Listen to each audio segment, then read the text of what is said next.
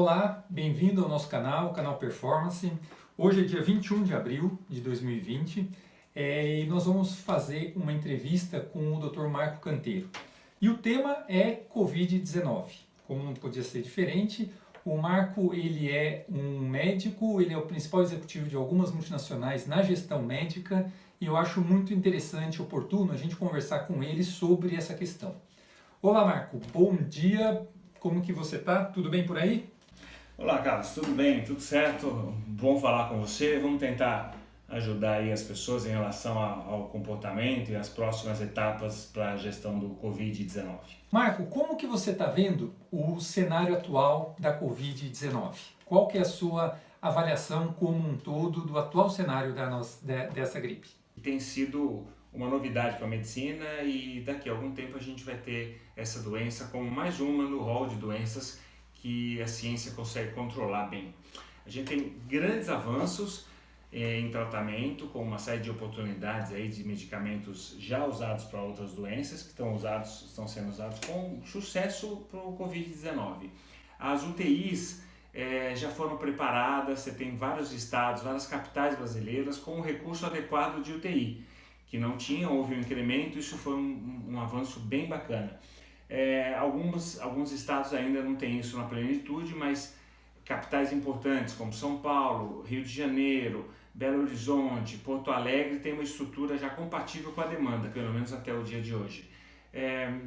O mundo inteiro tem diminuído os seus números, especialmente a Europa. Nova York, Estados Unidos já conseguiu estabilizar a complexidade e a China já passou a fase pior. Isso está começando a acontecer no Brasil e a gente tem boas perspectivas para um futuro de curto para médio prazo. Ok. Um outro ponto, Marco, que eu acho interessante, nós estamos observando até uma polarização com referência ao isolamento social. Então, pessoas defensoras do isolamento, outras não defensoras do isolamento, muita gente dizendo que essa ação de isolamento social não tem efetividade. Como você vê isso? Como você vê especificamente o cenário do isolamento social? Então, o isolamento social na verdade, o que se fala de isolamento domiciliar. Isso foi feito no Brasil inteiro, desde o dia 16 de março, na prática, uma boa parte das escolas fechou no dia 16 de março. Isso foi muito oportuno. Eu entendo até que uma parte do cenário no Brasil de um certo controle de mortalidade considerada para a população brasileira, considerada uma mortalidade baixa em relação a outros países, isso deve-se a essa ação precoce que foi feita. Uma coisa bastante rigorosa que foi feita, não foi um lockdown com polícia na rua, não foi isso, mas a população aderiu bastante, as empresas aderiram e as pessoas tiveram todo um cuidado.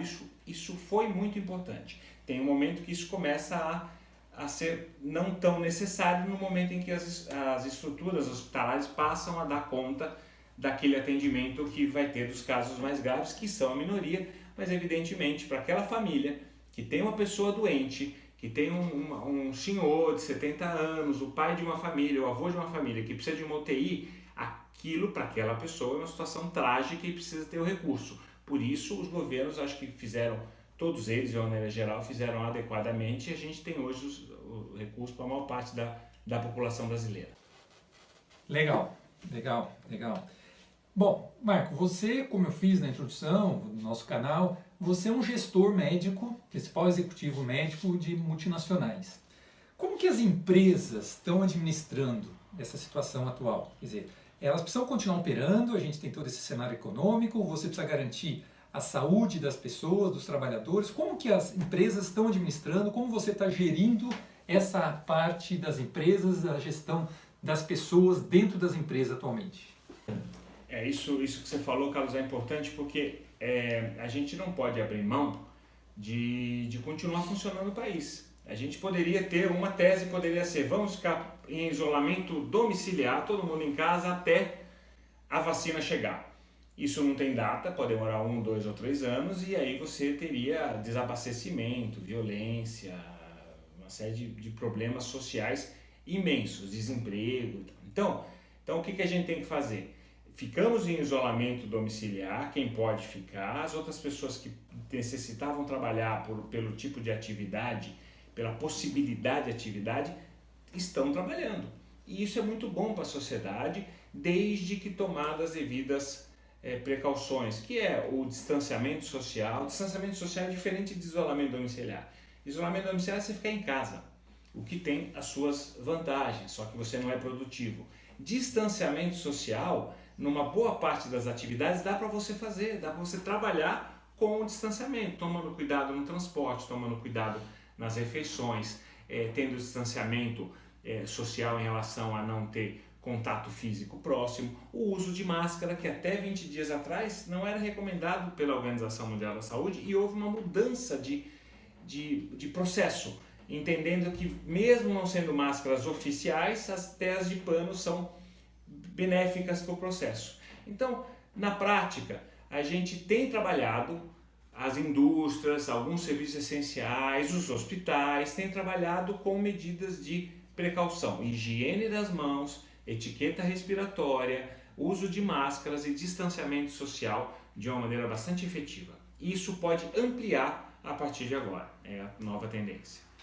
Bom, um ponto que eu acho que também tem sido discutido, a gente tem escutado muito isso na mídia, a gente tem algumas cidades na Europa, se não me engano, ontem ou anteontem, a Alemanha, começa alguma abertura social, algumas cidades no Brasil, algumas capitais, Florianópolis, me parece que a partir de amanhã tem alguma abertura. Como você vê esse cenário de abertura? Quer dizer, como isso deve ser conduzido? Isso é seguro? Você está confiante que essa reabertura de uma forma progressiva? Como você está vendo essa parte nesse momento? Hoje, lembrando, 21 de abril, e isso é muito dinâmico. Então, como você está vendo hoje essas ações das principais gestões das cidades, dos estados?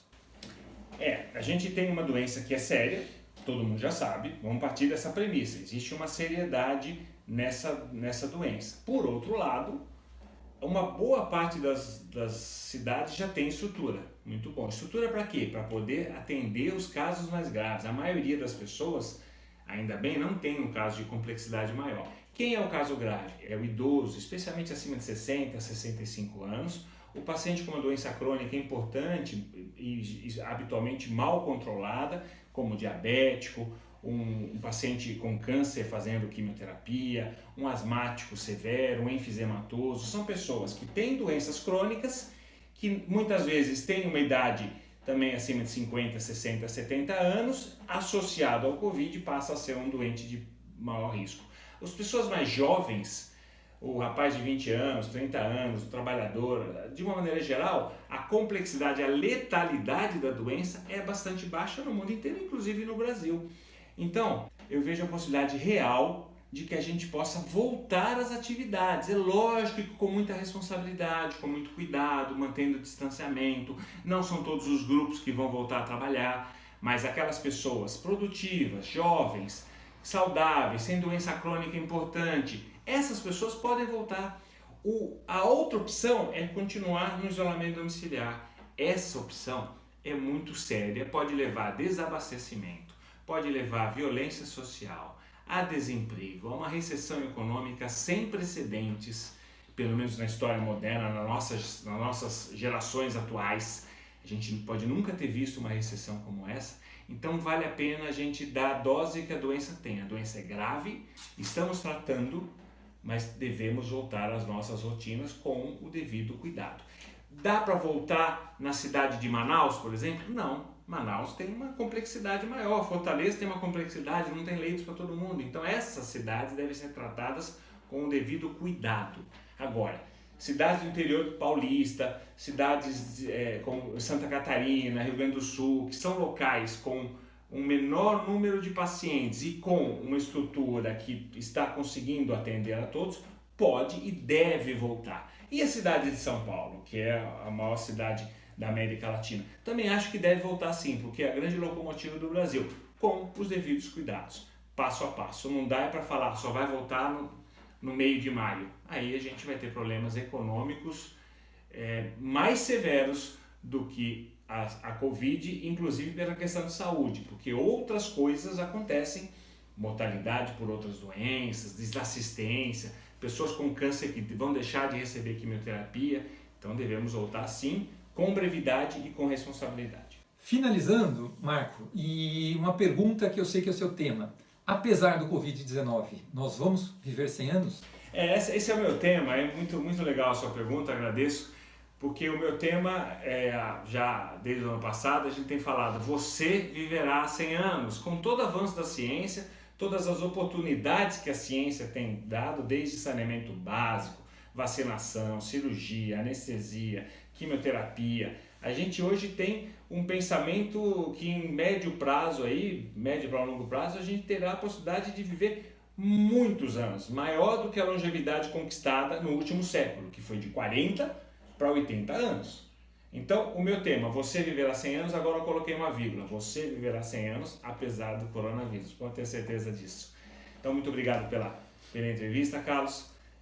Vamos gerando esse conteúdo de uma maneira frequente para que o nosso ouvinte, a pessoa que está curtindo e seguindo o nosso canal aí, possa ter a sua opinião e continuar aí progredindo, divulgando boas práticas, divulgando acima de tudo a ciência, que é a nossa proposta. Ótimo, Marco. Muito obrigado, Dr. Marco Canteiro, por compartilhar essas informações conosco. E essa é a ideia do canal, trazer conteúdo, trazer informação, trazer produtividade para você. Se você gostou, compartilhe, estamos iniciando o canal, dá um like e se inscreve no canal. Vamos trazer bastante conteúdo, vai ser muito bacana, vai ser importante para você. Até a próxima.